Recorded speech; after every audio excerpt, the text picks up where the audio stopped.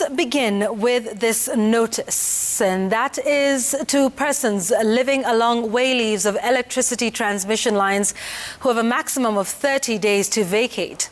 Interior Cabinet Secretary Dr. Matiang'i says all encroachers must leave the areas in a process that he says will be humane and coordinated by county commissioners and local administration officials. This follows repeated vandalism of electricity transmission towers that now has the government planning to inspect all premises of scrap metal dealers before relevant laws are reviewed to govern the scrap metal business that since last week is temporarily prohibited. Sam Gituku reports. For more than 2 weeks now, top officials of the Interior and Energy Ministries have been in discussions to appreciate the extent of vandalism of energy infrastructure with a view to putting a stop to the trend, a process ignited by the collapse of 4 electricity transmission towers that caused a nationwide power outage. The consultations have extended to national government administration officials whose top leadership converged at the Kenya School of Government. A meeting of regional commissioners, county police commanders, and business development managers of Kenya Power.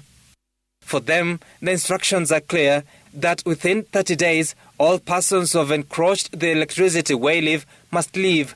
The wayleave is defined as between 60 and 120 meters on either side of electricity transmission lines. The length is dependent on the electricity load and expansion plans. We are going to start our process now, working jointly with our energy sector actors, of quietly but in a very orderly manner, removing our people from the wayleaves and then moving them out of the line. Sensitization will begin. On the 11th of January this year, 4 high-voltage transmission towers collapsed in Imara Daima area of Nairobi following repeated vandalism. A week later, more towers were realized to have been vandalized in Naivasha, posing a threat to the Olkaria-Kisumu transmission line. Top government officials believe the vandals involved have been selling the loot to scrap metal dealers, a trade that was suspended by President Kenyatta last week.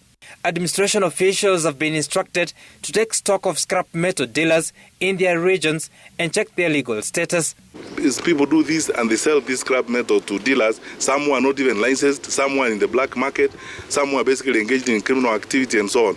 It has been a chaotic environment. That's why the president, put in place this moratorium. And we have worked with these good people and agreed on how we are going to enforce the moratorium. County commissioners are now expected to coordinate with area commanders of the Critical Infrastructure Protection Unit and energy sector officials at the counties in mapping out the energy infrastructure, monitor them, and file bi-monthly reports on their security status. This infrastructure is expansive.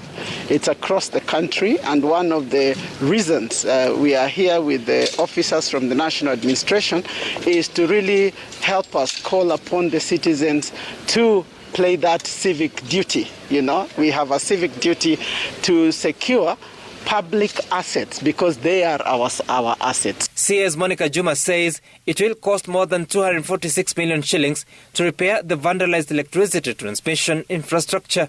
Sam Gituku, Citizen TV, Nairobi.